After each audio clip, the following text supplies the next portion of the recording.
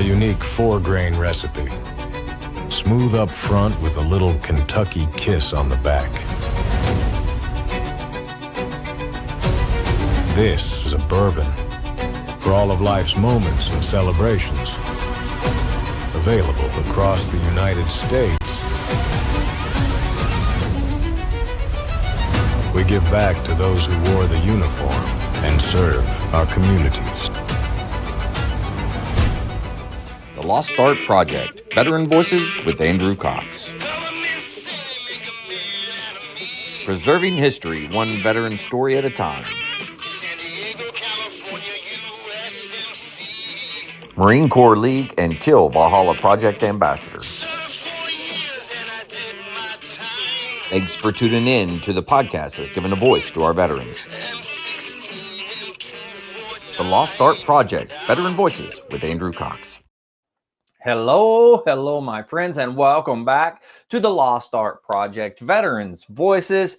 We are going to have a good one tonight. Why? Because it is a fireside chat with the crew. But before we get into it, I know you saw the commercial at the beginning, and this episode is brought to you by Four Branches Bourbon. And don't forget, you got to go check these guys out. It is an amazing group of guys that put this together. One from the Marine Corps, the Air Force, the Army, and the Navy. They all joined forces, and they started this Four Branches Bourbon.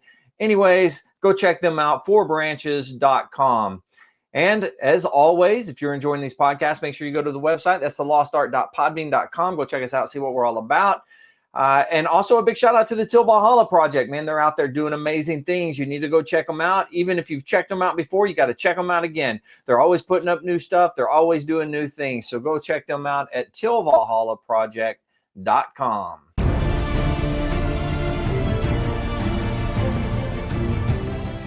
Are you a Marine veteran? Are you missing that bond you had on active duty? Then I have a place for you. Join the only congressionally chartered Marine Corps Veteran Service Organization, the Marine Corps League. Get that brother and sisterhood back in your life. Become one of the fewer, the prouder, a Marine Corps League member.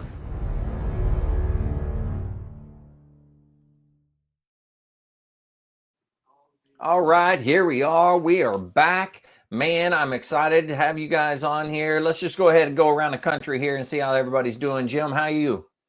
I'm doing pretty well. I was just sitting here in Knoxville, Tennessee. Just got back from my suicide prevention class where we talk about how to try to reduce the suicides of our veterans and how to go about it and just give them support.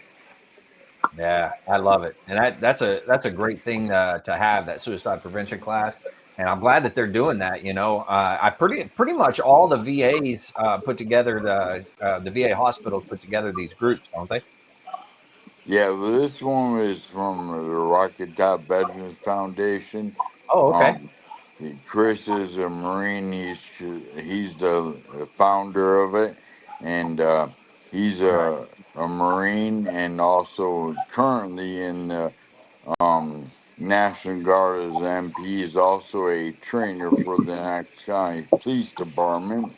Oh, wow. And they put this together because, obviously that number 22 isn't a real number because they always throw certain things in there.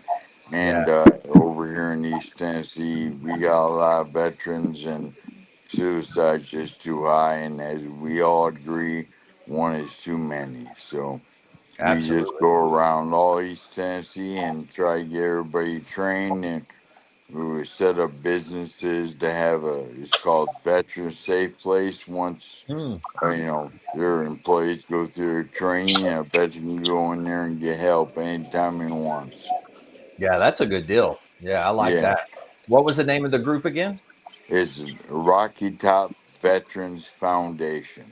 Rocky Top Veterans Foundation. We need to have them on a fireside chat sometime. Yeah, I'm going to remind Taryn to get Chris up, connect with you, and get him on there one night. Yeah, absolutely. It'd be good to highlight them for sure. Doing good things out there. Yeah. Yeah, you'd like those. They're great people. Yeah. Well, I mean, if they're friends of yours, it's got to be great people, you know? Oh, yeah, they are. All right, Jess, how you doing, man? Still here. So I'm we're all prepping Still for the here. birthday now, and it's gonna be a hell of a week. Yeah. It doesn't really end until we got 2 weeks. We're on a sprint right now. So with the birthday Saturday, Sunday we kind of take a break, and then Monday is gonna be here before you know it, and it's gonna be the 10th, and we do a drink up at a bar, of course, and then we got Clint Romashawk coming in next week to the Alliance to talk about Camp Key or Cop Keating. So that'll be really interesting because if you're not familiar with him, he's Medal of Honor from Cop Keating. So Ty Carter and 2 Medals of Honor on that one action. So he's it's gonna be interesting. And then I think we might get a break at the end of this. Yeah. So just in time for Thanksgiving and holiday swing. So busy days. We got that first one over first. We're just trying to make it to the weekend right now because there's a lot of miles that are coming back in, and it's always good seeing old faces. We have there's a lot of good stuff they're doing, so it's good catching up with them. Yeah, very much so. I like it. Hey, Chris Wine says that he'll be looking up that organization there, the Rocky Top one there. But absolutely, so you know. great people. All right, Mike, how you been doing, man? Well, I'm doing good. Just staying busy with work. Trying to stay out of trouble. Well, I don't know. That seems to be difficult for me sometimes. Not all the time, but some of the time. Yeah. Well, I try to stay out of trouble, but I mean, just seems like all I want to do is piss people off. So it seems to be what I do. So don't we all do that? Yeah. You do what you're good at, you know, and it's okay. That's okay. Well, that's what my wife always says. You know, some people have to work hard to be an ass. You have to work hard to be nice. So it is what it is. So. You have always been nice, man. You're the nicest dude I know, man. Yeah. So well, ask her; she'll tell you differently. So is that right? Well, I don't know. I don't know if I can trust her right now, but well, shoot. I'm glad you guys are all here. It's been a heck of a week for me, and it's been good. As you saw at the beginning, I got a new partnership going on with 4 Branches Bourbon. That's pretty cool. So I'm excited to help them out, and it's a cool deal. They got stuff going, man. I can't wait to just drink up all their bourbon. You know, that's going to be a good time, I think. So somebody has to. If it wasn't me, it'd be you guys. So yeah. I'll take the hit on it, I suppose. But no, I don't know. But a bunch of nice guys. We're gonna have one of them come on the podcast. It might be this Thursday, or it might be next week Sunday. I'm not 100% certain. But one of them's going to come on, and of course, next week we're going to celebrate the birthday too here on the podcast. We'll get on here and sing happy birthday or something. I don't know. What was it? The movie, and they're walking down, and he's like, "Happy birthday," you know, "Happy birthday, Jesus," or whatever. Full Metal Jacket. Full Metal Jacket. Yeah. Good times there. Good times. I didn't send out anything to actually talk about this week, but I will say the Marine Corps League and the Military Order of the Devil Dog specifically in that lost a great one this past week. Jim, do you want to talk a little bit about him, or Jess? Go ahead, Jim. I'm kind of... Well, I didn't know him, unfortunately, but he was a great one. Yeah. And remind me, it was... What was his title? He was the what Chief, is it? I think Chief Devil Dog. He was the Chief Devil Dog. Okay. Yeah. And he now I got to see him at National this year, and I was surprised that he went. He had said he wasn't going to, and then somehow he was able to work it out and actually did show up down there. Do you remember seeing him down there, Jess? Yeah, I the devil dogs are running around everywhere, so I try to stay out of their way. Yeah, well, that is true. They were running around everywhere. But yeah, other than that one incident where I ran into him there and said hi or what have you, that's the only time I ever met him. So I don't know a whole lot about him. I'll be excited to hear what when as things start coming out and stuff, and learning more about him as well. But yeah, lost a great one this week. It's unfortunate, but it does happen. I've heard nothing but great things. Yeah. Nobody who's ever known him. So, and they're taking it hard, and when you lose a great one, you lose a great one. Absolutely. Yeah. And that's tough, hopefully they're able to, talk back and forth to one another, those that knew him, and be able to talk and get stuff off their chest if they need to. So hopefully that's happening. I'm sure they will. That's a good group of guys. Yeah. Eventually, my detachment will get me involved. Are they trying to get you involved in it? Well, every time they just forget to do it. I just don't say nothing because I ain't, that's just me. I don't ask. If you want me to be a part of it, invite me. Well, if I'm not mistaken, it's supposed to be by invite. You're supposed to be invited to it. Yeah. Right? Yeah. Exactly. Yeah, they take volunteering and all that stuff to a whole new level as well. Oh yeah, from what I've seen, at least. No, they do. Yeah. Like I may not be in them, but I know enough of them and what they do, and I talk to the pack leader here in the Vice. Yeah, I know them quite well, so I'm very familiar with it. Right on. Well, shoot, let's see. What else we want to talk about this week? Anybody? Well, there was it this past week, the last survivor of the U.S. Arizona? Was it this week? Yeah, it was passed away. Right. No kidding. Yeah. He passed, I think, like Tuesday. Tuesday or Wednesday, they announced it, I think, if I'm remembering right. Yeah. He passed away, but I'm pretty sure that his request was to be cremated and to be buried on the Arizonas. From what I've seen, whether it's true or not, well, I wonder if that's Jess may know. He may follow that stuff more. It's really common, actually, for the Arizona survivors and Pearl survivors to get buried on the ship with their shipmates. Yeah. No kidding. Lived over in Hawaii for a couple of years, and every once in a while they shut down the Arizona tours. Like they'd stop the boats, and that was usually for a memorial service. And they were burying a survivor with the ship. And they send divers down, and they have a whole process that's really interesting. Yeah. And it's really moving.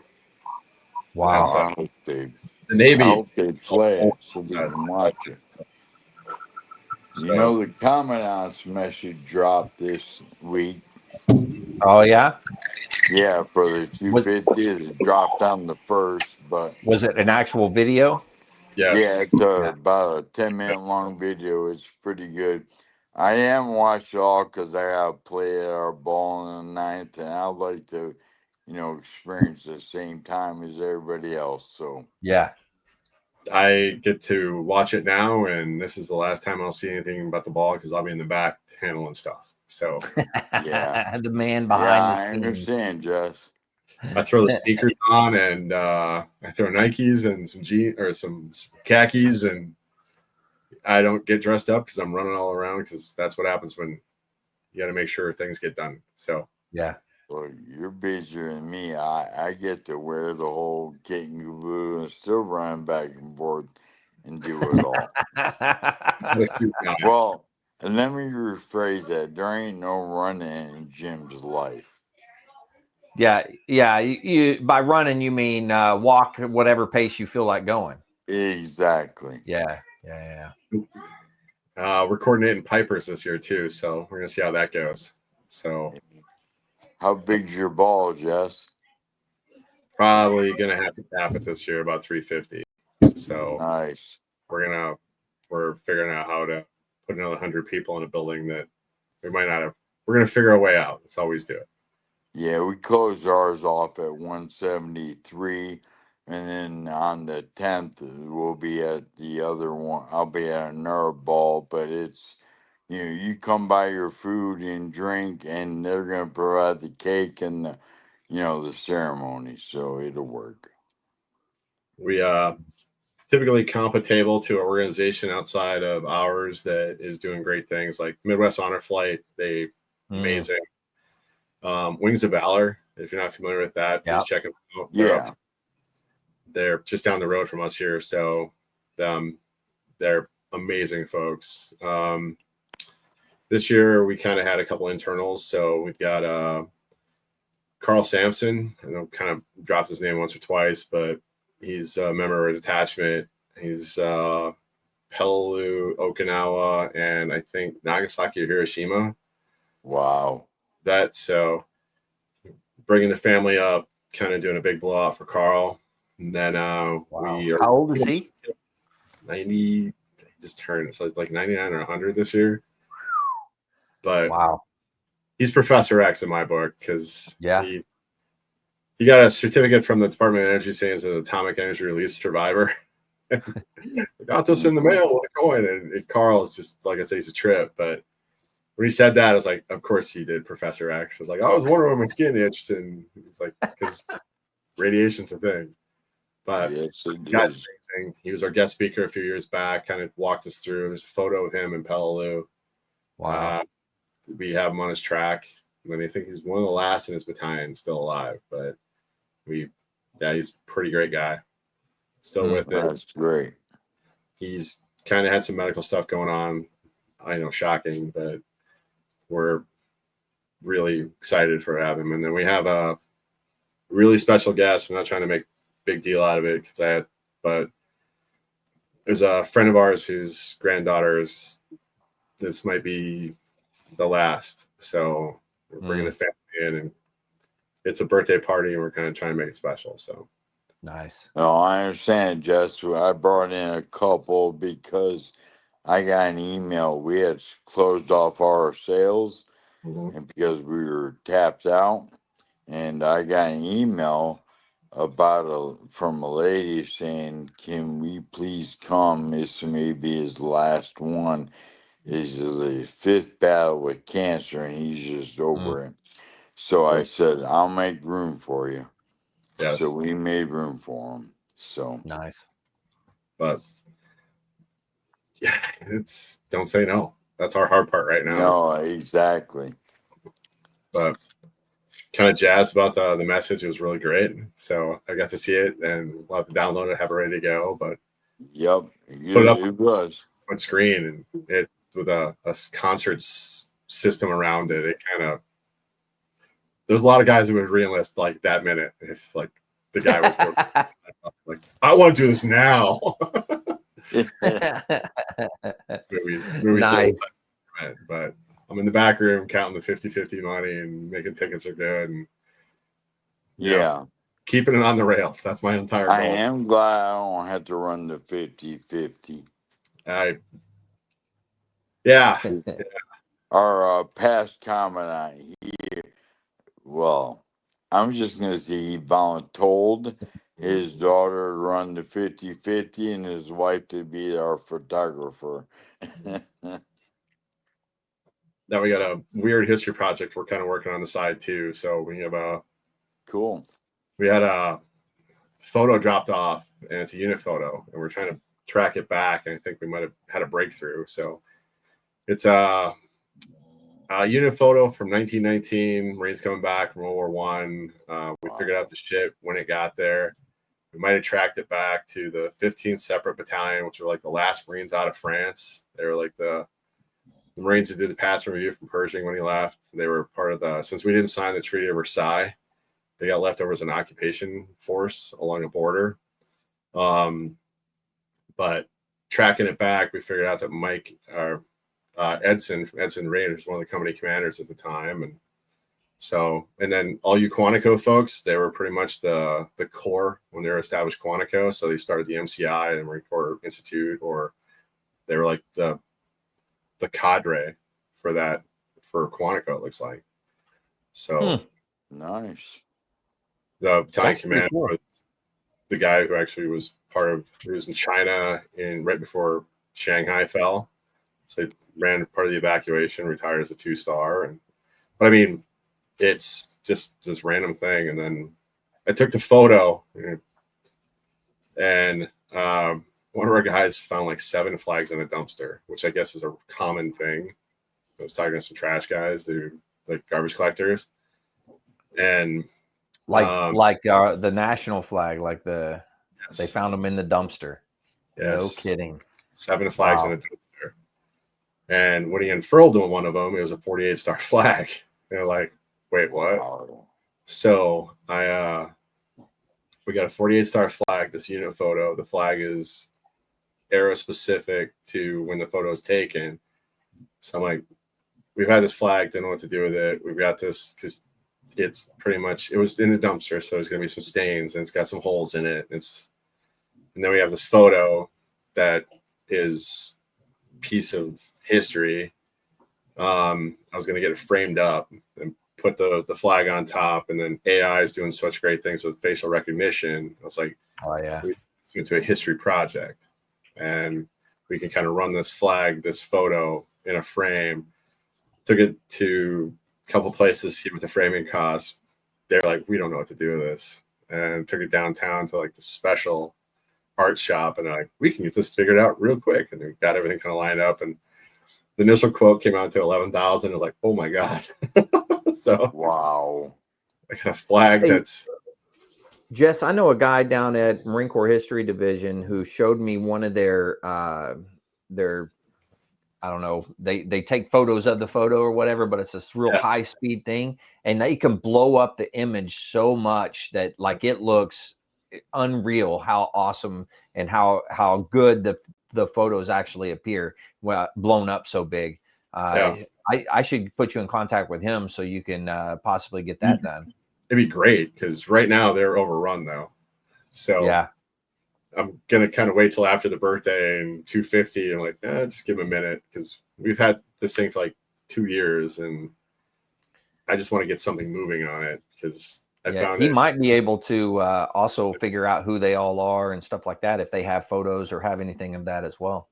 That's what I really want to do, is because if you can start tracing them back and like the silhouette and number them and like figure out who they are, actually start putting the story behind it, build a website for it. Also, how to dispose of a flag properly, because the dumpster is not where it's supposed to go. Exactly. That's a true statement. And then my commandant and I were kind of spitballing today, and the garbage companies in town, every garbage collector knows that they see a flag in the trash, they pull it out and they take it to the American Legion, VFW, and there's a disposal facility. But if we put a box in their truck, it's like, put the flags in here and we'll come collect them for you. Might be an option. Because a friend of mine retired last night, and he's a trash collector and loves his job. Retired as a guard captain. Like, this is the best job ever. I'm home by like 4 every day. Got 2 little girls. Life's pretty great. Nice. I'm like, hey, Andy, how many flags do you see throughout the course of years? Like, a lot more than I should. And when Andy says something like that, I was like, oh yeah, we're probably in the triple digits just from one guy. Wow. So, well, I imagine that most people don't really know how to or what to do with a flag once it's ran its course or whatever, if you have it up on your house or anything of that nature. No, they don't, because we don't teach it anymore. Mm-hmm. We don't teach people how to respect things anymore. Well, yeah, we have a project, so let's figure it out. Yeah, absolutely. But America's turning 50 next year. Waste Management's got a giant company throughout America. If they run a campaign to how to do this the right way, they should. The mafia did their job. Oh, what I'm saying is, it's not a problem; it's an opportunity, I guess. Yeah. So now, what are the right steps? Like, if anybody's out there listening and they're like, well, what am I supposed to do with this flag? What are the right steps? So I'm not trying to overstep here, because go ahead. For us in town here, we have a flag drop off. We take an old post office box, paint it red, white, and blue, put it in front of the American. We We got one in front and one in the back of the building. And we collect them, and then we do the proper retirement ceremony, fold them up, make sure they're right, and then we burn them in a ceremony. And now scouts do this as well throughout the country, and then American Legions, VFWs, and we actually go through a whole ceremony. It's not a throw in the dumpster and hope for the best. So, Right. yeah. That's exactly what we do here. Yep. Now, our Marine Corps League is also doing it with the cooperation of the VetNet and VFW, American Legion, all them guys. We do the same thing, and then we, dispose of them properly. And the ones we're going to gather with the Marine Corps League on our next mud run, we're going to have a return ceremony. Oh, wow. That's cool. Yeah. September 26th, 2026. Ooh, that's easy. Put it on your calendar. 26, September 26, 26. Yeah, that's right. Yeah, that's smart right there. I like that. Yep. Dang. Yeah. I gotta get it out this. I'm gonna promote a company. I'm gonna give it to Texas Roadhouse here in Knoxville. They provided all the food for 960 some odd runners, plus the 200 volunteers. Wow. Absolutely free. Wow. Yeah. What a great. Now, was it the local branch or was it the head? Yeah, it was our local branch. Yeah. Yeah, Holy cow. we got two really good ones here in Knoxville. One where I live, but I might have an inside because the managing owner of that Texas Rouse is my neighbor, and so I gotta go see him this week because I need a few certificates, and the biggest one is the Texas Roadhouse. It's called Merle Road. That guy, man, that man just does things for every veteran organization, whether Really? you're IW, Rocky Top, Marine Corps League, VFW, American League, they don't care. If you're a veteran, they're Yeah. going to take care of your organization. That's awesome. Yep. We're blessed in East Tennessee with the amount of support we get. Yeah. And there's a lot of great areas out there, like you're talking about in Tennessee. I know Jess up there in South Dakota, your area is really good as well. There's some fantastic areas around the country. Yeah, that's called Two Patriotic Places. Yeah. I wish every place would become patriotic again, right? Yeah, exactly. I might be aging myself, but I remember when a certain JC used to be, from the Peach State, used to be president, and there was no pride in this country. Yeah. And then a certain Hollywood actor became president. Uh-huh. And wow, did the pride come back? We need another shot like that. Yeah, I'd agree with that. Yeah. I think we have a different memory of that, though. So, well, I might just have a few years on you guys. One or two years on us. Yeah. Several more than that. I'll be 50. I'll be 58 in 6 months. Oh, no kidding. 58. Lord willing, anyway. Yeah. No, it will be 58. Whew. Yeah. That's awesome. Yeah, it's a blessing, Mike's right behind you. Since I technically should have been dead several years ago, with what I do. Well, because I have Lou Gehrig's disease, and the average life of that is 2 to 3 years. Yeah. 5 usually at the most. 80% all die within 5 years. Wow. But grace be the good man above. I passed my 5 years on March 2nd of this year, and I'm Wow. still I may be stumbling around, and my voice may be going and the slurring getting a little worse as I talk more. But Yeah. that's just because my muscles are getting tired. Right. But as long as you can understand me, I don't care. I'm gonna keep talking. That's what I'm talking. Yeah. Gotcha. Absolutely, man. Wow. Yeah. Yeah, and what you do and what you volunteer for, Jim, man, it's just unbelievable. I know Yeah. I haven't been able to participate in anything you've done, but I appreciate what you do as much as you talk about it. And even my daughter up in Knoxville has talked about where she's seen it advertised, what you guys do with the Marine Corps League and stuff up Yeah. there. And then the mud run, her and her boyfriend wanted to do it, but he ended Well, up, he had to work. He was on call and then she wanted to do it, but she didn't want to do it by herself. And I couldn't get up there to yeah. do it. So, That's right. We'll tell her the September 26th next year, and let's see, and let her know that if her and her boyfriend wants to come to our next meeting is November 25th, and all she has to do is ask for Jim. That's all she has to do. They will direct her right to me. gotcha. Okay. So if she wants to come out and see what we're about, tell her to do it. Young people have to be involved with some of our service Oh, absolutely. organizations because otherwise we're going to die and go away. Yeah. Oh, yeah. And that's a huge concern across all the veteran service organizations. Exactly. Yeah. Mm-hmm. Although I am going to probably say that, I told you last time that we had 166 members. Right. We're at 170 now. I had 4 join last month. Nice. So now That's you did say awesome. before, Jim, and I don't mean to cut. I'm sorry, Andrew, if you were saying That's No, I was right. just saying it was awesome.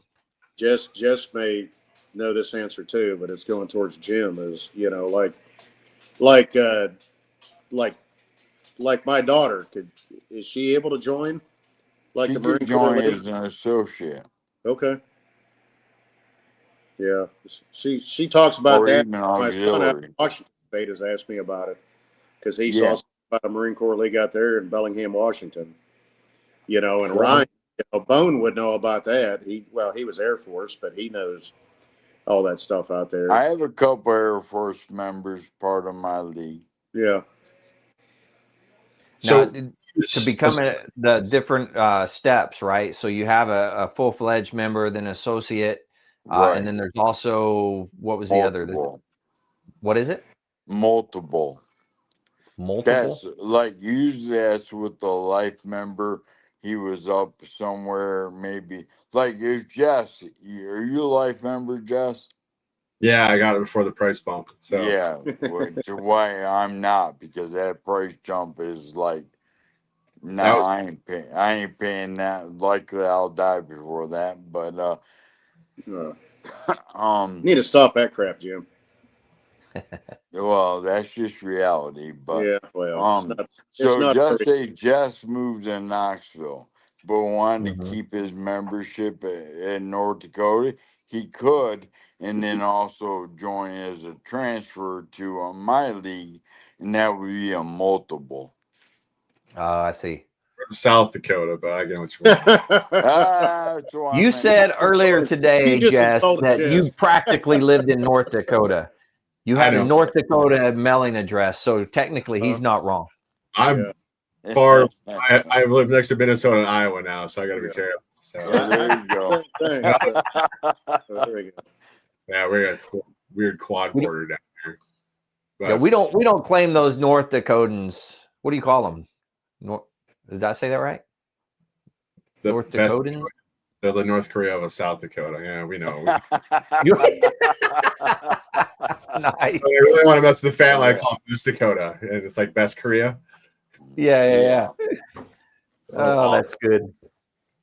Nah, they just kicked the shit out of us last week in football, so we're a little spicy about that. Yeah. Uh, I'll be right back, It guys. happens. It happens. Yeah. Dakota State, Bison are rolling this year. Yeah. But no, I mean, you're hitting a great point, especially when it comes to family. Associate members are just amazing. They're usually some of the best. We have to be careful with percentages wise, associate to regular, but the folks we ask to become associates are just some of our best members. So now, Well, that's what? what I guess that's what I'm asking. You know, say you have a child of a veteran or Marine that passes or something. They're able to join. I mean, that doesn't affect them. I mean, it doesn't affect your guys' numbers, does it? Or is it better that the mother or the father that may have passed was a member? Or it's immaterial to us, but we have to be careful when it comes to percentages. So a certain percentage of ours, it's our bylaws. So less than 15 to 25%. So we have to balance it a little bit. yeah. Oh, I see. Yeah. And is that everywhere, or is that Marine Corps league? Speak outside of our detachment. Our detachments. I got you. We're also a smaller detachment, but I mean, we're seeing some interesting number bumps right now because it's 250. We're seeing some really active younger members coming up. And then we're in a town like we were talking about earlier where it's so much stuff going on and there's so many organizations that they're not necessarily members of the league, but they're doing adjacent. So we don't necessarily have to have them as members, but they'll tie off on our flanks. So they're doing like Healing Waters and Wings of Valor, Midwest Honor Flight. They're active in so many different things that like I'm good with them not being members as long as they keep that other organization running. They're doing great things with it. So we support them, they support us. We kind of bleed over into each other's lanes. We had an auxiliary when I first got here, but it kind of went by the wayside. And I don't know, it's personal things, but for us, what we typically look at auxiliary type activities, I'm not trying to deride the auxiliary because they're amazing, but it just didn't work great up here. Now the auxiliary is a completely separate thing, right? Okay. Yeah. What do you define as an auxiliary? Because me growing up as a kid, I think it's like a bunch of women in the background with, cooking. Is it spouses of members? How does that work? It is a ladies auxiliary, so ladies auxiliary, and what that means. We're one of the few still have a ladies auxiliary. If you are your husband's a Marine, or maybe you're a daughter of a Marine, or some family lineage, you can be a auxiliary member. Mm-hmm. And you could be an associate. So you could be both. Yeah. I'm not going to bang on this too hard because I know it's super sensitive, but the Legion done Sons of the Legion and Ladies Auxiliary, and they kind of break it off by old ways. And sometimes that kind of turns off some of the younger members so they don't necessarily join.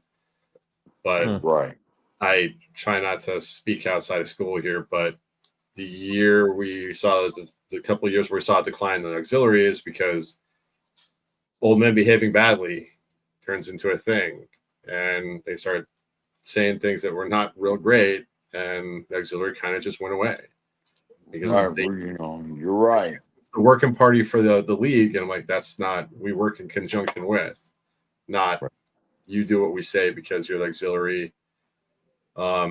We got a really strong American Legion Auxiliary in town, really strong VFW Auxiliary. They're amazing folks. They do amazing things, but there's a fine line, and that relationship needs to be, there has to be mutual respect. So, and there were some folks before me, I guess, or before I got here that kind of took advantage of and said some things that weren't great, and they took it personally, which they should. And Jess, I think that's across the board in a lot of ways, because even in the league I'm in, there was some past stuff. Yep. But what I like to tell people now is we have new leadership, and I don't tolerate it. The senior vice don't tolerate it, and our female commandant don't tolerate it either. Yeah. So, you act up and get stupid, well, we'll remove you from the meeting in a heartbeat. We don't care. But we're fighting that old stereotypes though all the time. Yeah. When we make the transition from the older buildings or legacy buildings to the Alliance up here, I was talking to a lot of veterans, kind of spinning up support for it. And I was talking to a veteran. She just got back from Iraq, walked right into the VFW. I am eligible to become a member of the VFW. And the guy that was at the bar said, well, the auxiliary meets on Thursday nights at this time. She's like, oh, that's absolutely, that's bullshit. She's running a truck in Iraq, coming back. Yeah. One of her first stops is the VFW because she's a veteran of a foreign war. Yeah. But they're going to hold that. It's like restaurants. One bad review is worth 10 people, and they're going to hold a grudge, and they deserve every minute of that. But we're fighting uphill sometimes when it comes to these organizations. You're right. Hey, Jess, I grew up in the VFW because both my grandfathers were in World War II, and I had an uncle in World War II, Korea, Vietnam.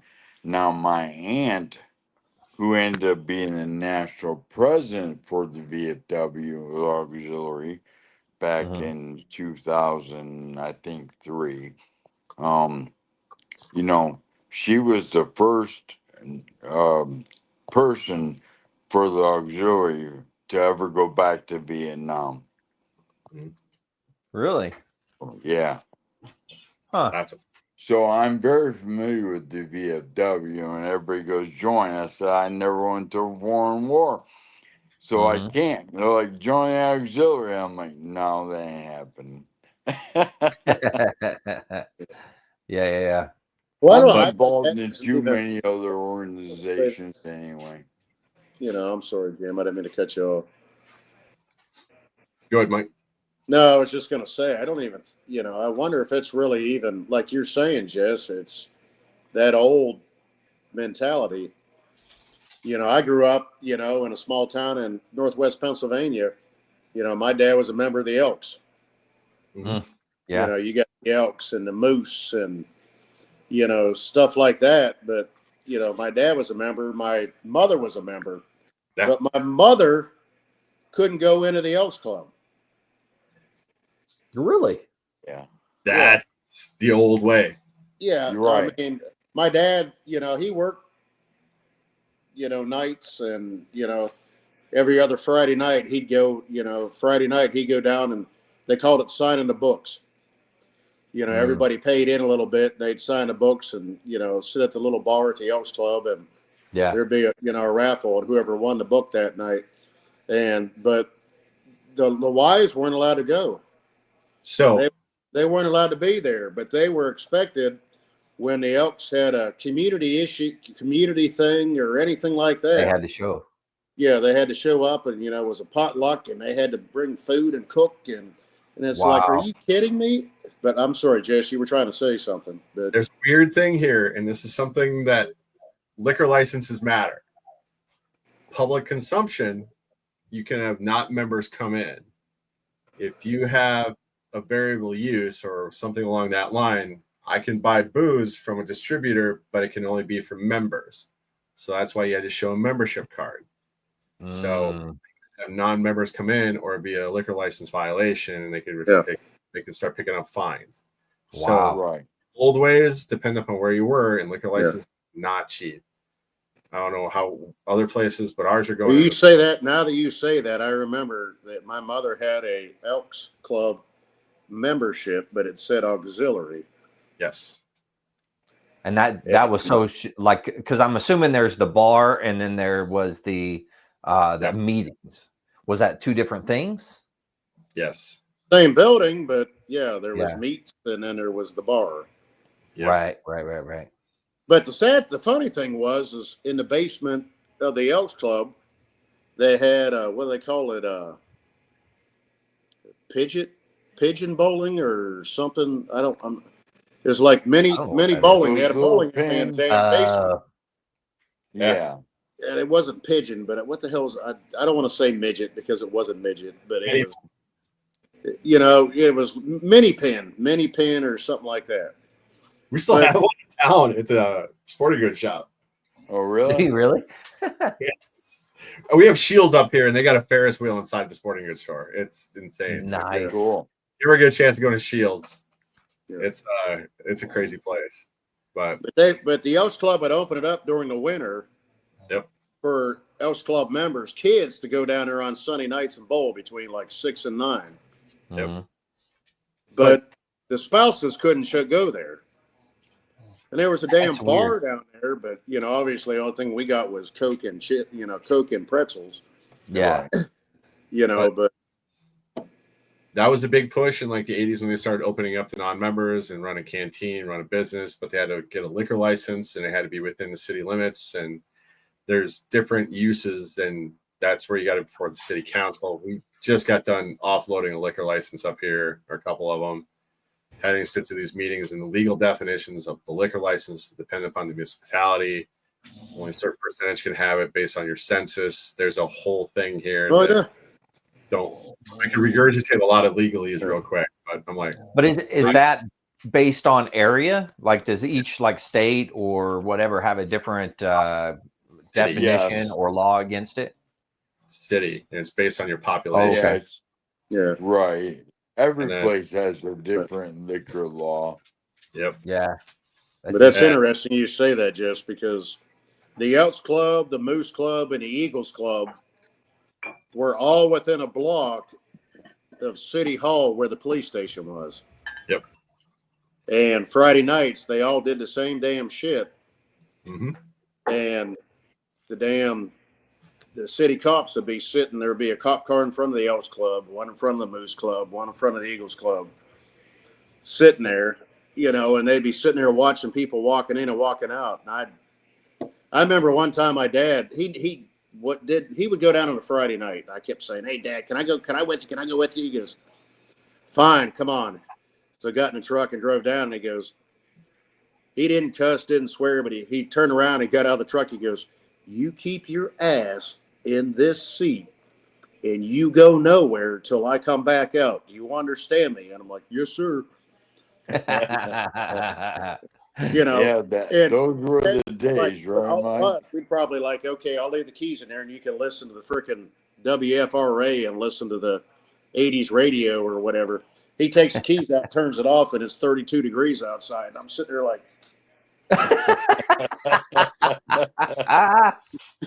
doing that. I'm like, it's like, can I just go home? I just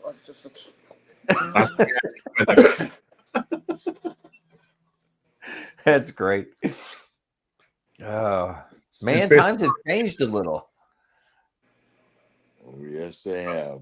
Like I said, a lot of this was financially driven. So when they opened up the canteen, it was trying to keep the post alive. A lot of posts, that's especially up here, the canteen's like the only bar in town sometimes.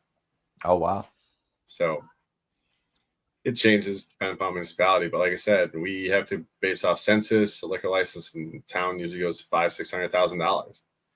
So Dang. Yeah, but when you say census, though, I mean, what I'm not trying to be, maybe I'm ignorant, but there's only a limit of how many people can go in there, so much, and there's only so much can be. So if there's like 200,000 people in Sioux Falls right now, then there can be a certain amount of liquor licenses issued. Oh, by institute or by bar or whatever you want to call it. They can only give. Well, I so many understand that, liquor but that doesn't limit how many people they can serve, does it? No. But they can only have a certain amount of liquor license available. So if there's I get that. 75 licenses, I'm making up a number there. Yeah. So Interesting. Wow. but if you got moose, elks, and lions within a 3-block radius, and there's a bar in town, there might only be like 1 or 2 licenses in the town. I mean, just using that example.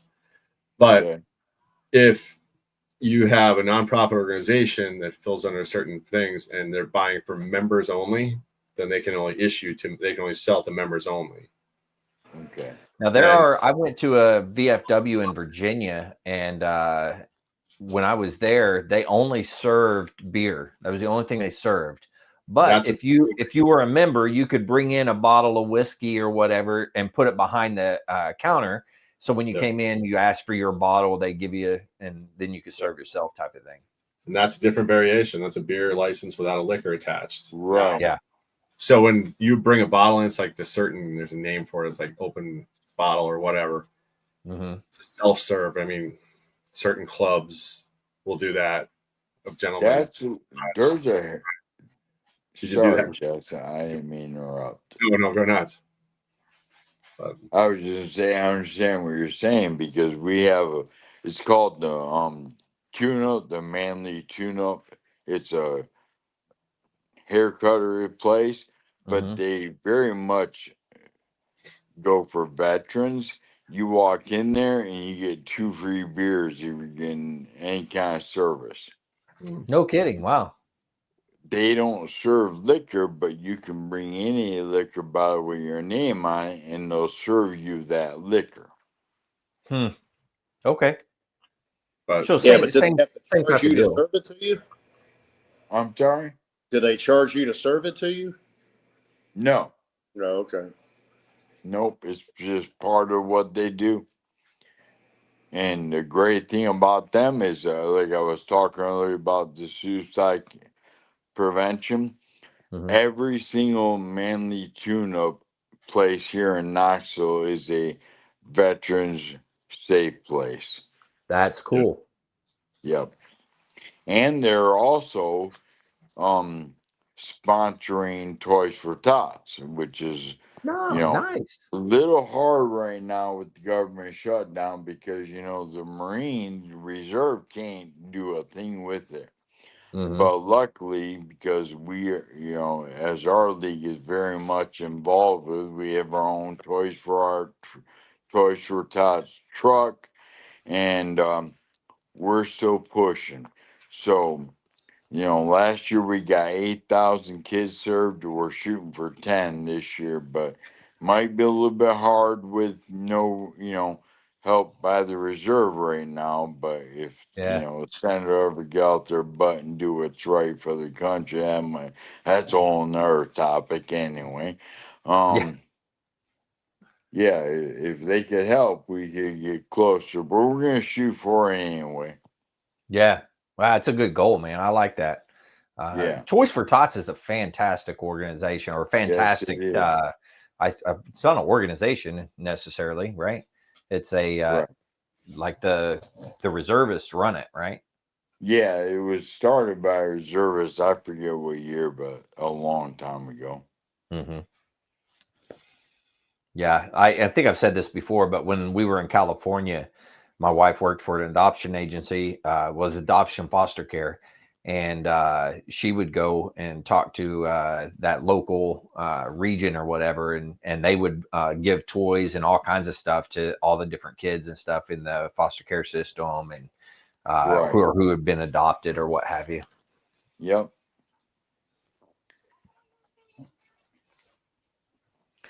Yeah, it was definitely it's a good deal. So if you're out there, go support them. Go find a Dropbox somewhere, and you probably type it in Google and say, "What's the nearest Dropbox?" It'll probably pull it up, I would imagine, huh? Yep, and they've gotten really strict about who they give them to because of the, that little BS that happened at some other stores. I won't mention that big Sam. Starts with a W. Had those guys stealing those toys, but 20 years ago. Caused a big ruckus. Yeah. I don't know. Yeah, I told you I'm too old. There's some great out there. And I remember started with a W and end with art. Was it that one? I'm sorry. I stepped on it. Small part. Yeah. I said started with a W and end with art. Was it that one? Yep. Yeah. It happens, I guess. I was living. Yeah, it does. But, they got fired. But they're just, you have to go register now and get approved. Yeah. And the either reserve or an authorized dealer, like our league is here, Right. has to deliver the box and go pick it up, and Right. Now, so how would somebody apply for that? Like if I'm a business and I want to get one of the boxes or whatever put in my store, how do I apply? there's a link. I'll send it to you when we're done now, okay? Okay. But Yeah, they can there's they a can link. go on to the website or whatever and to Yeah, that and you link and apply for it. register and they apply for it, and then they can go ahead and, once they get approved, which doesn't take very long, and then they can get a box set up in their storefront. Very nice. Yeah, wouldn't that be a great thing, for the Marine Corps League balls Yeah. to do that? Yeah. A matter of fact, our breakfast that we do, our Christmas breakfast we do every year, that's our whole, it's called the Christmas Breakfast Toys for Tots event. So Yeah. we all bring in toys, Yeah. and just do a final drive for Nice. for the tots. That's pretty good. I like that. Do you guys do Yeah. something like that up there, Jess? I don't know if we want to go down this road, right? Oh, okay. But well, we don't have to. tried, and Yeah. we had a lot of things lined up. We had a young kid who was amazing, and he wanted to do it. He had a DUI, and he didn't pass the background check, so we got turned down. We put letters of recommendation for him. We were carving out space for storage and accounts set up, and put a lot of legwork into it. Next year, applied again. He got turned down again, and then we put another set of letters in for recommendation and how great this guy was, because the guy was amazing, and he just had a bad night because he was a Fallujah Ramadi vet, and he tied one on, and it was a rough night for him. Yeah. And bad decision, whatever. He was eternally a bad guy. I hate to say it, but the guy, I trust him, my money, my wife, and my life, because he's also refinanced my house. So Right. he wasn't to hold a Toys for Tots account, and we have a kind of a bad history of Toys for Tots here. So energy into it, a lot of effort into it, got turned down. A couple of years ago, we got a email sent to us that was, hey, we noticed there's not a Toys for Tots in Sioux Falls, South Dakota. I'm like, yeah, we tried. Then dropped a name of somebody who I guess we're supposed to know, and she's a big deal somewhere. I'm like, yeah, we also don't have we don't have a reserve unit in the entire state of South Dakota. We're one of 2 states that don't. So if you want to stop and drop a reserve det in town, that'd be super cool. We'll be working with them all year round. We're good like that. Right. And they got snarky. I got snarky. I burned a bridge hard. I don't appreciate getting name dropped. Marines get snarky. It would never. No. Yeah, of all people, Jess gets snarky. Proudest moments, but I started the line. Little do I know about Jess. Jess gets snarky, really? Well, drop the whole "why do you hate children" on me right on emails, like in my email report back or reply emails, like, get off the cross, we need the wood, and it just went down the line from there. It was not one of my greatest moments, but we have some amazing organizations in Sioux Falls. We got Hungry Hearts that's paying school lunch bills because they turn off that in January because unpaid lunch bills are a thing here. We don't pick it up from the state. There's Coats for Kids, Shop with a Cop. That's a good one. Are the Odd Fellows up here? Yeah, I like Shop with a Cop. We can support them, and we get the same. We don't have to own it to help control it. And if we can help support them and those organizations, why would we? If I want to set up a Toys for Tots, it's going to compete with 2 other organizations, and now we're both weaker. Or I can add that strength to that other organization and make them better. So that's kind of what we look at. So we have to balance that out because we really made a big effort and kind of got dick punched in the effort. So, thanks for that. Jess, if you're still accomplishing the goal of what you need, what we're all about, who cares how you're doing? If Oh, you know, sometimes it's I a do know that big thing happened in Midwest through Yeah. Colorado and stuff. So that may be part of it. I don't know that for sure, but just on my past Yeah, knowledge. big thing. I mean, what Jess is saying though, that with you know, it may suck, but they're actually able to better control where their assets are going in the community, Right. that local area, instead of That's true. Yeah. being dictated that, okay, well, hey, thanks for the help, but we're going to go, here, or we're going to go there. Mm-hmm. Well, like We you were had saying a second ago, Jess, they don't have a reserve unit there. So, what is the footprint of Toys for Tots as far as giving toys and stuff within South Dakota? Right. So, I mean, maybe they do. I don't know. But it's limited to local detachments, but when I'm in a city of 200,000 and I got probably, God, I'm losing track how many like nonprofits are in town that are doing great things and volunteer opportunities. Find one that works, because yeah. it's a volume control too. I mean, when all you hear is Right. this time of the year, I mean, we got caring. I mean, we got Tree of Lights. We've got all these different things Mango going trees on. and yeah. But it's a year-round thing too. So when we start talking about Hungry Hearts school lunch thing, it's great that we all want to volunteer around the holidays. January 1st hits and everybody Nobody wants to volunteer. but that's Yeah. when we need it most. So Exactly. a friend of mine, we got the Barrel House in town. They're an amazing organization. The founders, they're just an amazing family. They do block off the entire parking lot, have a barbecue competition. Jesse Severson is a pit master. Never trust a skinny pit master, right? Jesse's an amazing pit master. So He's the exception. I mean, I sell raffle tickets for pistols and rifles, and somehow he wins a lot of them. So that organization is amazing, and they're picking up to the tune a couple 100,000 every year to make sure the kids don't go hungry in January, because they just shut them off. Yeah.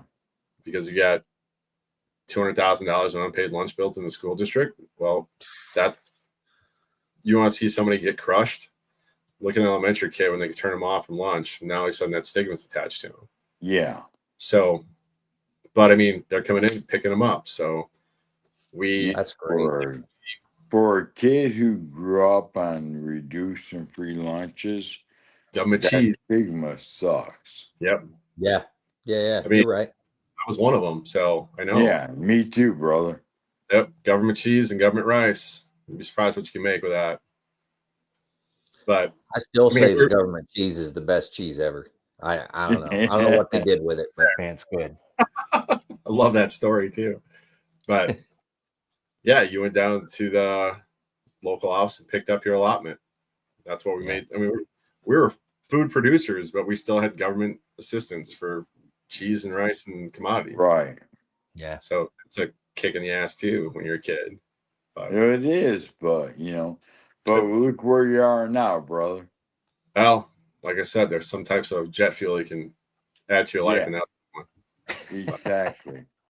But I mean, that's just make good decisions and do great things, right? But like I said, Toys for Tots, it's great, but January 1st hits, and a lot of us kind of we forget. No, I agree. In that sense of the matter, I completely agree with you. I would think what I'd say to that is, what Toys for Tots does for the children who aren't getting Christmas at all is amazing, along with all the other nonprofits that do it. Yeah. I would agree with you that there's stuff that needs to be done from January 1 through December 31st. And that's one thing that our league does regularly. Yep. That's awesome. So, but we took that initial rejection and pivoted and found a different direction. So, I mean, we keep slamming against the wall, trying to get this thing done, put a pin in a map. But for us, we had to pivot and move. Yeah, so here where I'm at, Jess, we do a lot of work with IW. Yep. And we do a lot of work with the Rockets Out veterans, because not only do they help us Mm-hmm. gain membership Yeah. and camaraderie. They also, we help them through all the things they do throughout the community as well. So it's nonstop, you know. Yep. And that's one of the great things of partnership. We had a trunk or treat last week, and the guy had never been to where he saw us, the Marine Corps League, he saw IW, he saw Rocky Top. He's like, you guys all get along? I said, yeah, we're all friends. You know, the day of us competing against each other like that, that's Yeah. you're not gonna get anywhere. You know, why would you? Why would you compete with each other when you can Yeah, benefit the no, community? Organization, that's right. what we do, though. It's just a lot of organizations look at this as a zero-sum game. If you're a member of this, you can't be a member of that. Right. There's positions for VFW, but there's not for Legion. Marine Corps League, if a lot of us wear multiple hats.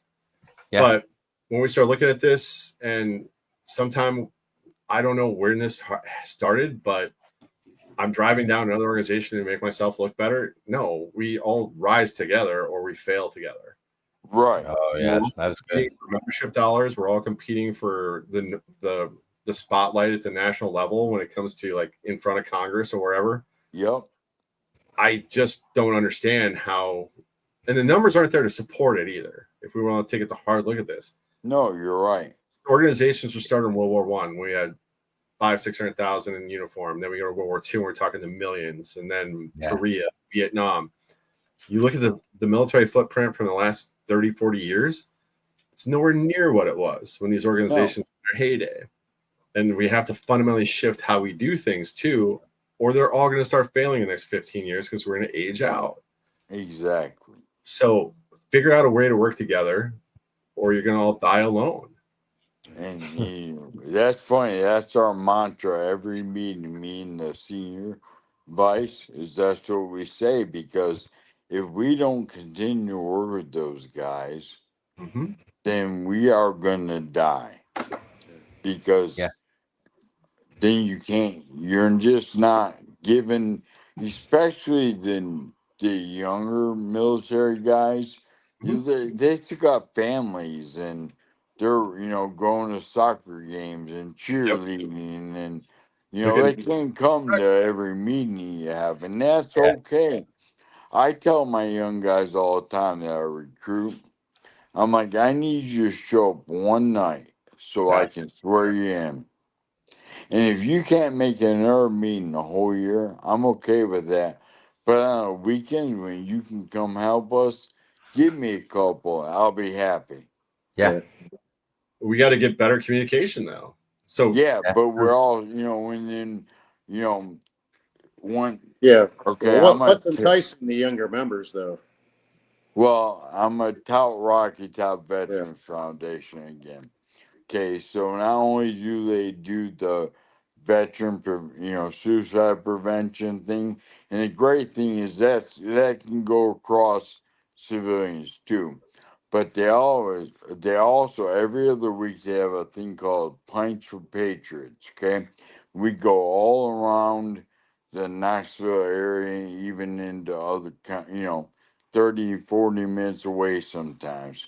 Mm-hmm. And what they do is they buy dinner. They get a food truck to meet them out there, and they buy dinner for every veteran. Only thing you gotta pay for is your drinks. Okay, Mm. brings out the veterans. You get camaraderie. You get to learn. You meet new people and have a great time. And we were in a place called Sweetwater, Tennessee, and they hardly. I think they have a VFW of like 20 people. Okay, and they just can't get members. Well, we went out, did a Plane for Patriot out there, and people stopped because this bar's never open on Wednesday, so they were stopping in, and veteran after veteran. I think we had like 40 and it was showing up. Wow. Okay.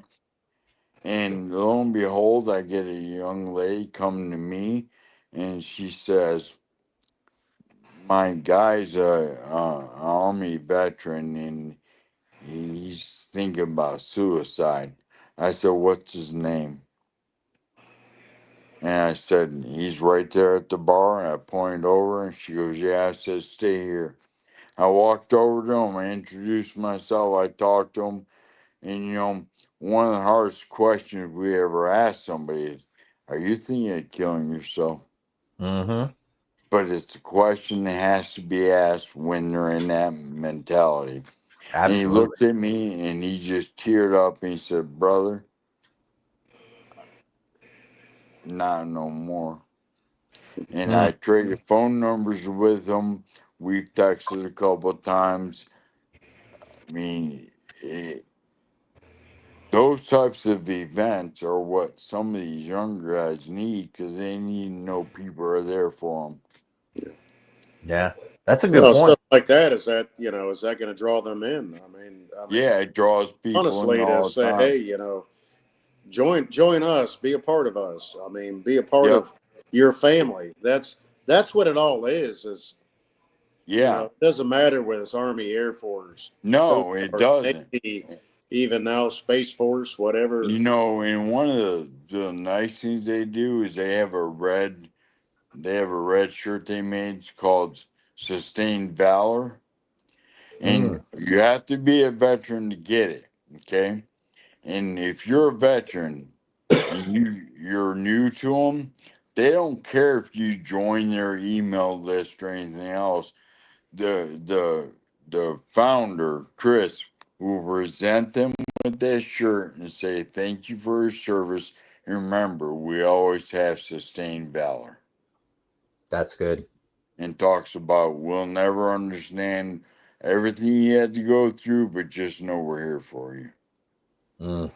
And then it's free. It doesn't cost them anything. We don't ask for anything in return. It's a good deal. That's why our Marine Corps League supports them and they support us, and we have a great working relationship with them. That's We had awesome. a couple points though. There was like, what is going to bring the new members in, and you start talking about different activities. You're getting pulled over. So when my wife and I lived in Colorado Springs, it's a transitory community because a lot of contractors go through it all the time, and it just continues churn. There was a gym down the road from us that had a parents' night out. So we could drop the kids off. They'd run around in that thing, and we'd actually get a chance to do date night. Nice. There's organizations out there that could probably work with, like the school district or wherever, put a movie up on the wall, drop the kids off at like 4 or 5 in the afternoon, pick them up at 10. Absolutely. But I don't think people realize that how hard it is to get date or childcare, how hard it is to break off and get like some like quality of lifetime with your spouse. Yeah. And we're competing with, soccer, baseball, dance, something. Everything. So many things. That can be like one night a year. Cool, get them in for like swearing in, but just come to the birthday, bring the kids. Turn it into something that's memorable. But that's kind of what I'm asking. Jess, I'm glad you mentioned that because I'm going to bring that to our next officer meeting because I think that's a great idea. You know what would be really cool with that is if you tell them, hey, you just pay for, you and your spouse, right? You pay for your dinners and the kids come in, they can eat for free or whatever. Right. That way they're not having to spend extra on the kids. Yeah. What's that? They're not eating anything. They just eat dinner rolls and like a slice of a carrot and they're good. I know, right? Yeah. Eat off your parents' plate. It's all good. Yeah. Our goal next year is to have 250 kids running our kid run. We had like 170 this year. Wow. But there's organizations out there like GRTC. If you pay them a slice of that, they can use for the travel budget. Young Marines, they can kind of shepherd the kids and turn into high schoolers can look after the little ones, like a whole, mob of kids run around.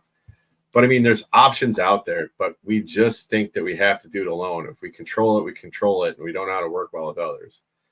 Right. The other thing is like if you have organizations like these legacies posts, if you've got a meeting room, turn it into a kid room, put everybody in the inside, put food trucks and cornhole out in the parking lot, turn it into like a party. That's Yeah. your key right there.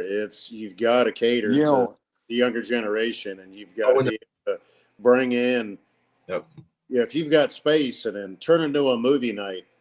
You yeah, know, so why kids not? can go in there to movie night, or even like going into Halloween we just did, where they could go in there and it's Hocus Pocus or something like that, and they can all show up. But mom and dad get to go out with the taco trucks and this and that, and just sit down outside around a fire pit and talk with other parents and other veterans, and just sit down and talk and unwind, and for one time not be a parent but be husband and wife or a spouse, because at the end of the day, Reconnect. we all were boyfriend, girlfriend, Mm-hmm. fiancés. We were husband and wife before we were mom and dad. Yeah. Or lock in. Right. And we're all entitled to that. But, what we do as parents is, and I'll say veterans, but I'll say parents, because I know a lot of veterans that don't look at it the same way. But, we dedicate our life to our kids, which is not a Yeah. bad thing. Nope. I mean, that's what the minute we had kids, whether we planned on it or didn't plan on it, that's what we did. We became parents. Yep.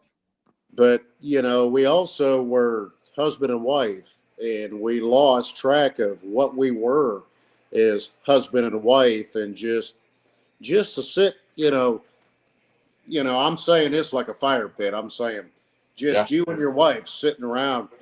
Hell, even if you're sitting there with other people and there's a movie up on a screen up there, but you guys are sitting around a fire pit, just, maybe having a drink, not having a Coke, or, maybe one beer. I'm not saying drink, get drunk, but just to have that escape to be husband and wife. Mm-hmm. I That's a mean, great thing. if we could do that thing, as far as veteran groups, and it's not even, young veterans, but, even older veterans. I mean, we all face the same thing. I know my wife and I do. Yeah. We don't get it. Sure. Stamp on something, put this on for the Marine Corps League, the VFW, the Legion, the DAV, all these organizations and buildings out there. Yeah. And that, Well, honestly, you're right, Jess. I'm seriously bringing this up at our next officer meeting because, Jess, you and I need to trade info so we can talk about things. I have time on my hands right now. Hey, Trust. Andrew, All right. Jim, and Jess, you guys all have all the links. I So have. do I. You know So, how much boredom I have right now? It's our first time in my life I'm on short-term disability. I'm sitting here twiddling my thumbs every day, and I'm used to working 70 hours a week for the last 35 years. So, people go, "How you doing?" I go, "I'm still here. How I don't know, but I am." you're going to be here a long while, Jim. You're going to be pissing us off years from now. So That's right. That's right. Right now, so I'm kind of on timeout. But no, I mean, it's these small things we bring up when we're trying to get off the ground here. But I hate to say it, there's a lot of things that you want younger vets in. Drop the dues down because they keep climbing up. Yeah, exactly. When the dues don't double for life, we had some cash on hand and we put people on payment plans. I was one of them. That was unexpected, and we were trying to get. I mean, I hate to say it, but I mean, I joined the VFW life because it was affordable. Legion will not be Right. affordable for me. It's not a thing I even want to do right now because I don't want to set up allotment for the next 5 years. Right. Yeah. League, if No, we but you're right. hang against the league, but when we're using the Legion model, that was not No, to use. I think one of the worst decisions we made as a league is to jack our prices up because, look, I told you what I have. You think as a 57-year-old I plan on paying $600 to be a life member when my math says I could pay for like 17 years and not pay that much? Yeah. Yeah. And chances are I won't live that long. But it went from So, 300 to 600. Now I got to start asking questions. And you're exactly on right. point. If it was 300, I'd do it in a heartbeat. And if I want younger members, how about I drop the membership down like $20 a year? Because they're not going to be there the whole time. I'm going to get them for part. But we look at this generationally in their 20s, we get them in, get the name on the roster, just see them a couple times a year. 30s, they might have more time. Increase it by like $5 in your 30s, and then 40s. Right. You kind of break it off that way instead of going the opposite way. Yeah, then at that point, you start getting them to become more involved. Yes. Yeah. Like, okay, come in. Now, I don't know where your dues are for regular. Sorry, Mike. I don't know where your dues are, but ours are $35 a year. 25. Okay. We will not use it as a generation for revenue because that is the opposite. We just have to keep the lights on for national and the department division. Exactly. But I started seeing dues become revenue generators, and I'm like, this is not the way we should probably be going. So does each chapter or detachment set their own dues? We have the Department of the State. We got to kick it. So a certain amount goes to national, a certain amount goes to department, a certain amount goes to division. It's like it's a detachment. Right. Gotcha. It's just you gotta give this to here and this to here and this to here. And each state, the State Department, they also have fees. And so once you get all those fees, depending on which state you're in, then you can say, well, for other fees and stuff, our uniforms and stuff we'll order, we'll charge $4 extra. Use your words, baby. The membership tax. Not very. Right. That's the easiest way to kill a unit too. You just start putting undue taxes on it. Because I think we were stacking bodies if we had done this in the 1700s. Yeah. So we look at it and how we do things, we got to change everything. And it's hard to say that, but we got to. You're right, Jess. I wouldn't disagree with you. When I took over as junior vice, we had 142 members. That's including associates and multiples. Mm-hmm. We're now at 170, but I now have 142 voting members. Okay.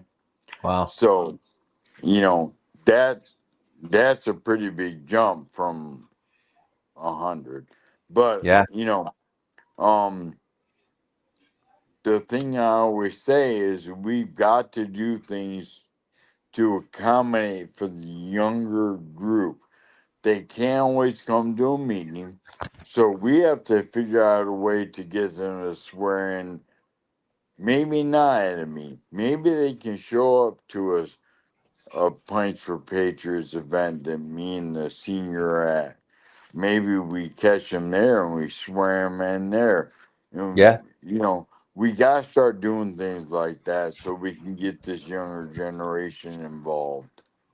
Well, we got to start listening to them too. We're not great at that. No, you're right.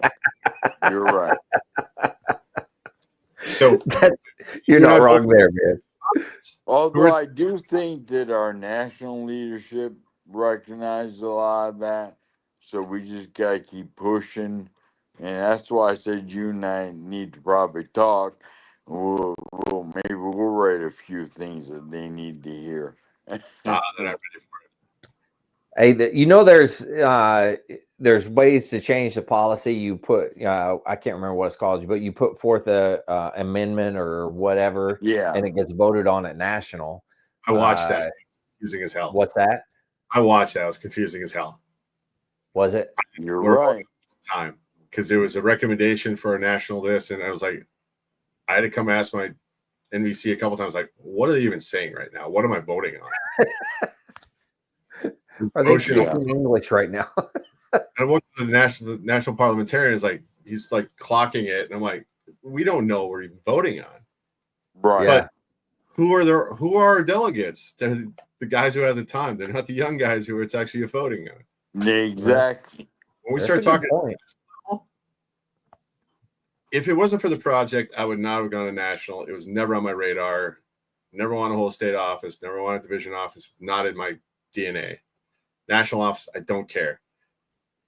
But what matters is attachments, where actually the business gets done, doesn't Right. seem it's being categorized in the decision making. It's not being factored in decision making. I don't care about influencers. I don't care about a lot of things when it comes to. I'm not in it for the likes. I'm in it for the results. Yeah. And when I was looking at magazines and I starting to see like what we're spending our money on at the national level, it kind of pisses me off. And I'm starting to get mailers. Every time I see an organization, I get a stack of shred over here. It's typically just mailers. Stop sending me shit. If I need to know something in this, it pisses off a lot of the younger guys because they're just getting spammed. So when I'm talking to these younger guys in conversations, kind of listen to like, all right, what pisses you off about it? Ask them the question. What makes you angry? It's like, stop sending me shit. I don't want it. And if I do get a magazine, I don't read them because magazines, if it's online, it's online. I'll digest my information a different way. That's a good point. Hardly anybody looks at magazines anymore. I get a stack of magazines I put in a box and I drop them off at the guard shack, and they'll flip through it at night, 2 a.m. when they're letting the deer walk by. Exactly, because they ain't got nothing else to do. But there's different ways of doing things. I know they're trying to do it, but influencers don't care about influencers. They piss me off too. Yeah. They annoy me. And they're not turning out to be the greatest humans either. So that's why they annoy you. Yes. And sometimes the uniforms. The only thing that the uniform is the cover right now. Well, sometimes that's too much for guys. I got guys who will not wear the cover.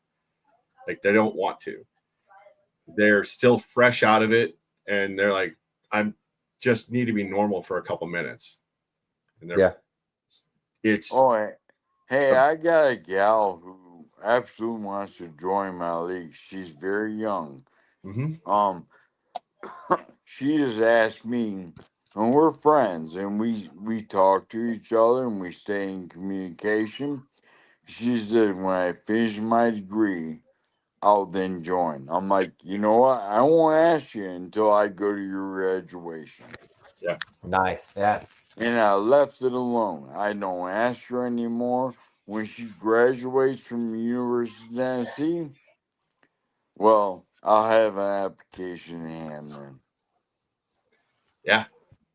And it's a volunteer organization, so stop taxing the exactly.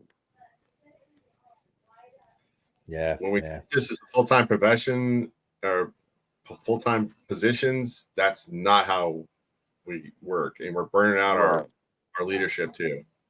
So I mean, it's all things that I just wish they would listen to at the levels, but it seems to get brought up about what color this needs to be and this uniform needs to be this way, and I'm not spending $1,000 for a fucking boat cloak. It's just not going to happen. It's just not. I didn't spend that when I was in the Marine Corps. But it turns into a fashion show too, and I don't understand it. I just suits are for suits. Watching these things. Oh my cool. I'm not up on all the ins and outs of all this stuff, so I guess I need to start paying more attention. But it's a self-like account though too. And then it's just these are things that at the detachment trying to keep alive. We're in survival for some years.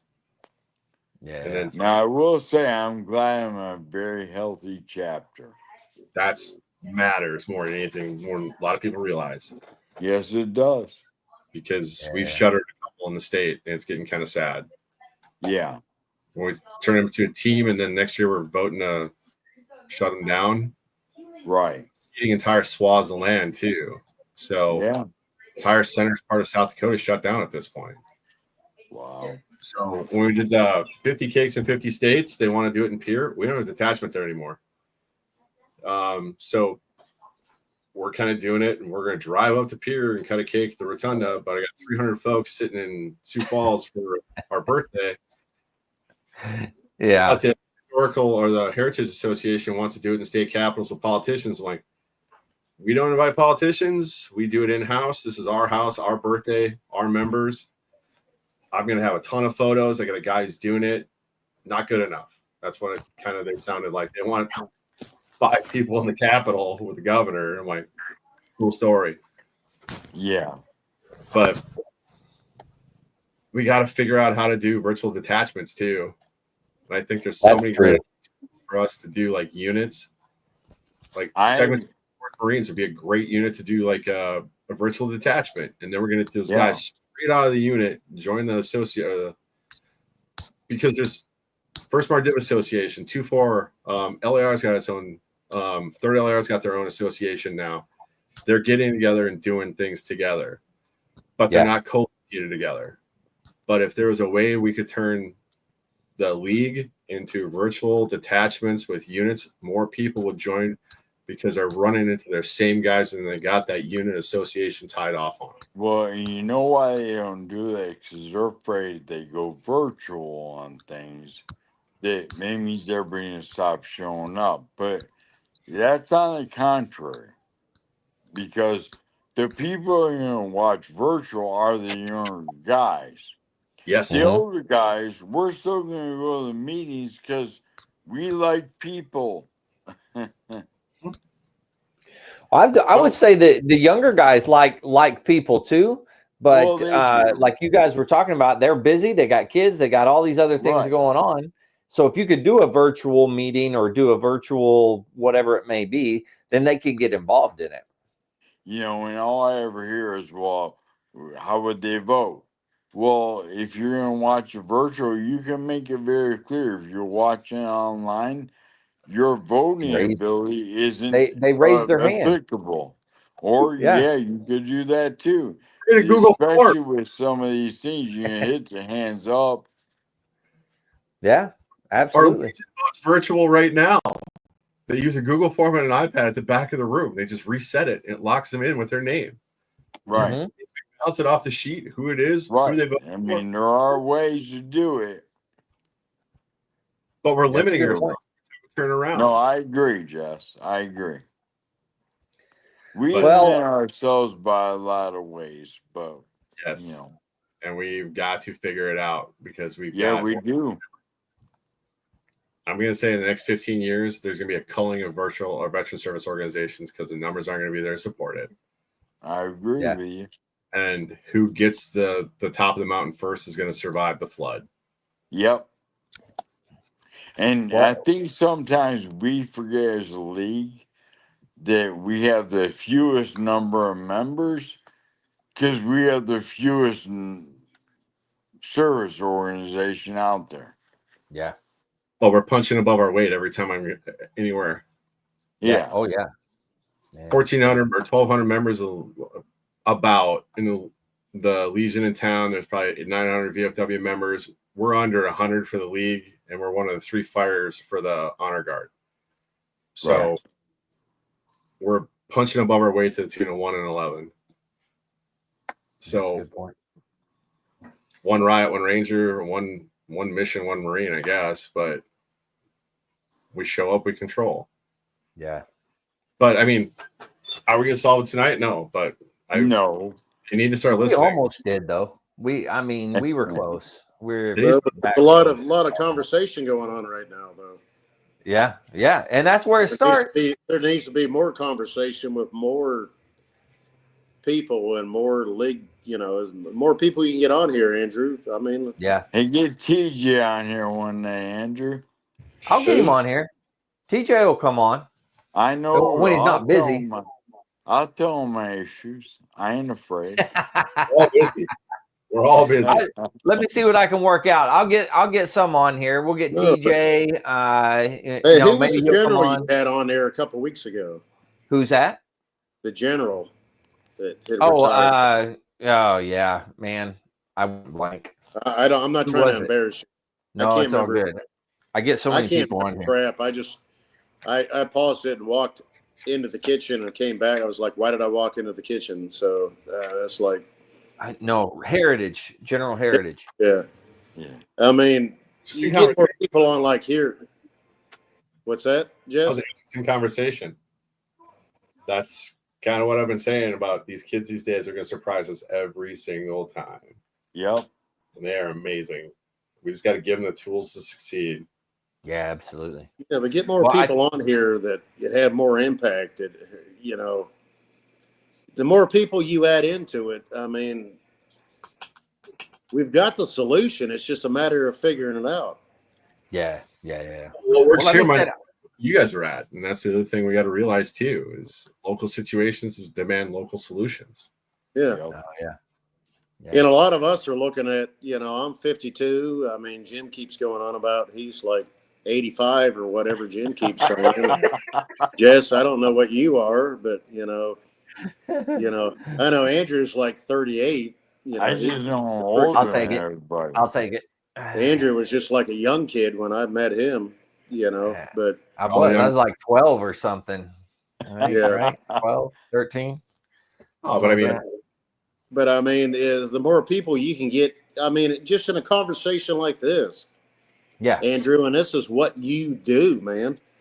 And I'm not putting it on you, but this is, I mean, just a conversation like this. I think we can make it happen. And just to talk and, what is the solution? And there's not one answer. Yeah, true. That's the thing. There's not one person has the answer to any of it. No. It's a matter of multiple people being able to sit down and sit and talk about it. And multiple people in different places, and it's not just one area. Here, Jim, you're in Tennessee. I'm in Southwest Georgia. AJ's in where are you heading? Podunk, Oklahoma, somewhere. Right, basically Podunk. Yeah, I mean, you can say that. Jess is in North South Miss Dakota, Minnesota, wherever I'm fucking with you, Jess. Okay. So somewhere up yonder way. But it's like the answer is here. Mm-hmm. But we got a bunch of older dudes here. Yeah. I'll get some younger guys too. Get some young guys on here to sit, what is the solution? And there's not one answer. Yeah. And that's what we're getting. What I think and what different regions have different takes on it too. Absolutely. If you're in the South, you're in the North, you're in the Midwest, you're in the Northwest, you're in Southern California, and that's the thing is, it's like, what is going to bring veterans? And to me, when I was younger in the Marine Corps and that, it was like, what benefit did I have to join any of these veteran groups? Mm-hmm. What benefit? I sit here now at 52 years old, unfortunately I can't, and I'll say this, and I can't join any of them. But, I see the benefit that all of you guys talk about and what you do, what you represent. Yeah. And that's what we need to get these younger guys to understand. And it may be the prices, the dues. But, it's, just, okay, the dues, okay, that's fine. I get that. Okay, we'll figure out, what's an acceptable cost, an annual cost. Right. But, what is the benefit these guys are getting out of these groups? And what is the benefit? Point. That is the benefit. What are they getting out of it? Mm-hmm. And I don't think a lot of people, you've got, Iraq and Afghanistan and, those veterans, and that's still a relatively young generation. Oh, yeah. So when Jess, you're going to say something. Go ahead. No, when we start talking to them, and this is the biggest divorce of reality from what their experiences is, they're used to contributing to a group organization. And then first thing we do is they're on their own. So how do you replace that camaraderie, that small unit cohesion? Exactly.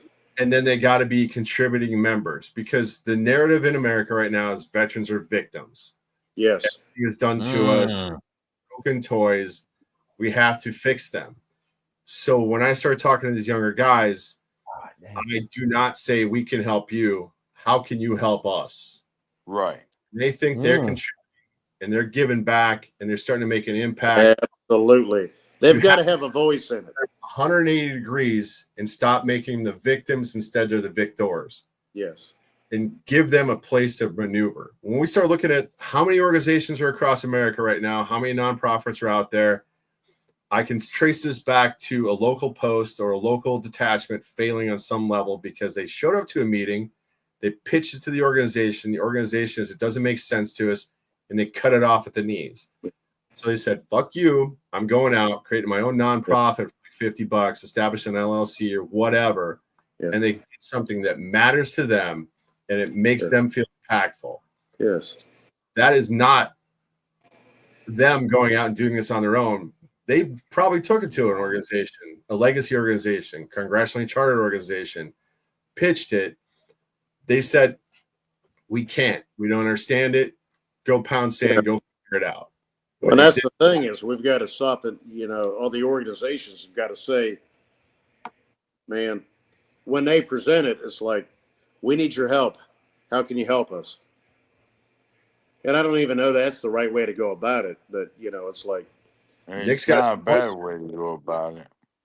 Is it a good old boys club? No. And this is where we got to change how we do it. And we got to change. Well, it is a good old boys club because apparently that's the way it's been for years. Change it. Yeah, but we have to change that mentality. We've got to allow these younger guys to change it. Yep. We've got to let them change it. We've got to say, hey, we need your help. And what do we need to do? Up there, that is amazing. Because when we pitched it down here, they're like, we can't figure this out. And died on the vine. So the fact that you guys are doing the Silkies hikes, tied in with them, like I see. Yeah. These guys just went on their own. Something that there's matters. So many organizations out there that are doing so well, as you know, that they've gone and branched off and started their own organization. Just like you're saying, Jim, what was the group out there? The Rocky Top, right? Oh, Rocky Top. You know the funny thing about it, he's a Marine. He's also a member of the Marine Corps League. But like, for example, Irreverent Warriors, okay, IW. You know, founded that was also a Marine. Yep. Yeah. Okay. But they don't go for what we go for. They go about just getting together and being stupid and silly the way we always have been. Yeah. And just having a good time and making no judgments against each other for anything. And then we wonder why they're growing and we're not. Yeah. Because we force them outside the tent because we didn't understand it. We force them outside. I'd rather have them pissing out the tent than pissing in. Now, what's the chances of ever seeing Jim and Silkies? 0. Come on, Jim. You got to put them on, baby. You got to rock them Silkies. Yeah, we've all pissed outside the tent. You're downright I will. But what'd you say, Mike? I said we've all pissed outside the tent, so I don't know. But organizationally, they went to an organization, asked for help, probably didn't get it. They started their own. And that's where it's super fun if we bring them back in the I think that means a lot about a lot of things. Mm-hmm. You know, these organizations are so set and so determined on their bylaws and what they are and what they determine and how they determine it. I mean, there's so many people that would join, but they, you know, whether they can or can't, or they're afraid to, or, you know, and it's, you know, I think that's a big thing. You know, Jess, you're going on and on and on about it. You know, this younger generation, I'm not saying in a bad way. I'm saying younger generation. Mm-hmm. That's what you guys need. That's what these organizations need, because these organizations, they serve their purpose. They're historical, you know, and a lot of these younger generations they don't see it that way.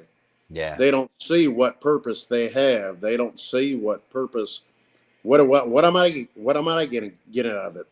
They don't understand me. When I show up, it's, you know, it's this weird, we were talking about elks, eagles, moose, and all that crap, but it's a completely different generation. Yeah. And these organizations right now, they're failing, they're falling, they're selling their. Yep. And that's one thing, we're an older generation of veterans. So what can we do to help change this? What do we have to do? Who do we talk to? I think we're on to something now. It starts with us, right? And we're talking about it here. And I think we can get some other folks on that, make bigger decisions than we make, that maybe we can influence and help. Nick, he's new to the Marine Corps League, Nick Cookland down there, but Andrew Cox is up on this new trash. I don't know about new trash. I'm not that good at it, but anyway, he was saying the Irreverent Warriors or whatever. He served with the guy that started that and started Vet TV. You're gonna have to put me in contact with that dude so we can get him on here at some point. That'd be really good. But sorry, I sidetracked everybody on that. No, you're exactly right. No, that's right. Hey, Mike, you gotta check out the IW walks, and we have one in Knoxville every year. You wear silkies, I wear silkies, but you gotta come. I gotta do what? If you come to a Knoxville IW walk and wear silkies, Jim will put silkies on. Yeah, dude, I know. I think I'd pay money for that. Are you kidding me? I've still got a couple pairs of silkies. Yeah. Okay. All right. I don't know if you want to see that or not, but I'm not sure you want to see it on me either. But hey, what the hell? I love it. I love it. I'll do it. It means we've had a great discussion something tonight. I'll do it. Doesn't matter what it looks like on me, but exactly. I love it. I have a guys. Bluetooth. Well, you can tell by the way I use my watch. No time. Nice. All right. Well, hey, we're gonna have to start wrapping this one up. I apologize. We're getting close to that 2-hour mark, but you guys did a heck of a job tonight. Thanks for coming on and chatting. We're gonna have to put something together. Let me talk to a couple of the guys over the Marine Corps League, see what I can get to get somebody from National on to talk, and I don't know. We'll come up with something, but we'll do something in the near future. But thank you guys for coming on. I do want to go ahead and hit. Oh crap! What was I going to say? Words of wisdom. Words of wisdom. Yes, I do want to hit words of wisdom. But Jim, you had your hand up. You wanted to say something. Go ahead. No, I was waving. Oh, you were just waving? All right. Well, let's hit up. Brian Roof said he's late for the formation again. Yeah, Brian, how about you show up on time, man? What the heck? Nick says he'll meet you guys in Nashville to do the walk, so he's all game. So, but let's go around and do words of wisdom real quick if you guys are ready. You want to start us off, Jim? Sure. No matter what you face, tomorrow's always the next day. True statement there. Yeah. Absolutely. All right, what do you got, Jess? Never put yourself in the gun target line because you're gonna get smoked by a mortar. Life lesson. That's good. Yep. Good words. All right, Mike, what do you got for us? All right. The ones who don't show up when you're struggling don't deserve to show up when you're succeeding. Ooh, dang. That was good. That was really good. It's better to be a warrior in a garden than a garden in a war. That was from Nick. And Brian just threw out the crayons. So of course he did. I love it. All right, guys. Thanks. I truly appreciate you. To all the listeners, if you're out there, you're struggling. Or what is that? This is gum, crayon gum, by the way. Yes. Is it really? Yes. I'm gonna have to get me some of that. I don't like gum, but I'm gonna have to figure something out for sure on that. It's like a couple years old, by the way, but yeah, there you go. I love it. Well, we're going to wrap this up. To all the listeners out there, if you're struggling, need help, anything like that, don't forget the VA does have some great resources. You can always dial 988, press option 1. You can always text 838-255, or you can go to veteranscrisisline.net and click on that chat icon. Any of those options will put you in contact with somebody that can help you out. But remember, one veteran life lost is one too many. I care about you. I know all these guys here care about you. The whole veteran community cares about you. So please reach out for help. And if you're out there, you're not struggling, reach out to the buddies you serve with. Ask them how they're doing. And if they need that helping hand, please give it to them. There was a couple of new comments. Hold on, let me find it. Num. Brian says, Nick says, go drunk, Jess, you're home. Okay, I don't know. Just kidding, he said. And then have a great evening, gentlemen. All right, you have a great evening as well. To you guys, thank you again. I truly appreciate it. And to everybody out there, stay motivated. Change your socks.